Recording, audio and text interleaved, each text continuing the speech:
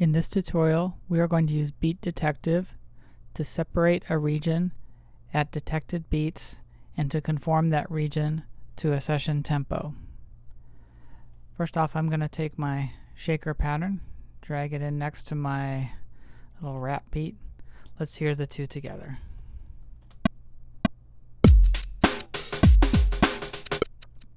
Okay, currently they're at two different tempos.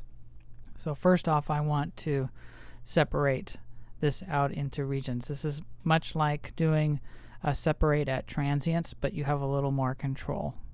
So I'll click on this, hit Apple 8 to get beat detective, and what I'm doing here is region separation. So I'll click on that. Make sure this is highlighted, click analyze, although it's already started the analysis, and check the sensitivity of the separations. Again, this has much more control than just separating at transients. So this looks pretty good. So I'll say separate, and we'll get many different regions. Notice in my regions menu I suddenly have this long list of each separated region. Let's look at that close up real quick.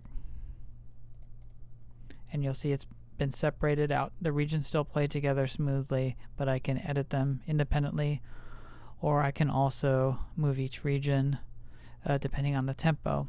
And since I have this set to tick based, it will follow tempo changes that I map in the tempo map. Okay, let's zoom back out, and I'm going to select this entire group again, and I'm going to choose beat detective.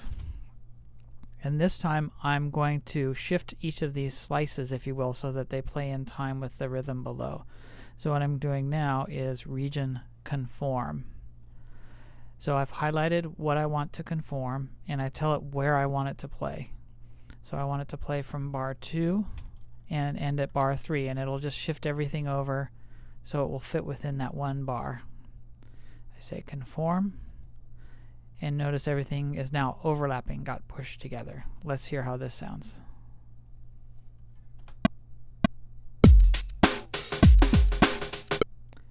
Alright, that's pretty good, but if you notice, the feel of the shaker doesn't match the feel of the rhythm here. The shaker is still very square, if you will, and there's a little bit of shuffle here. In the next tutorial, I will tell you how to get this shaker to conform to the groove of this beat down here. And we'll also do some smoothing, possible crossfading between each region. Let's hear that one more time, and listen to the straightness of the shaker versus the swing of the rap beat. It's okay, but it's not quite matching. See the next tutorial for how we're going to fix that.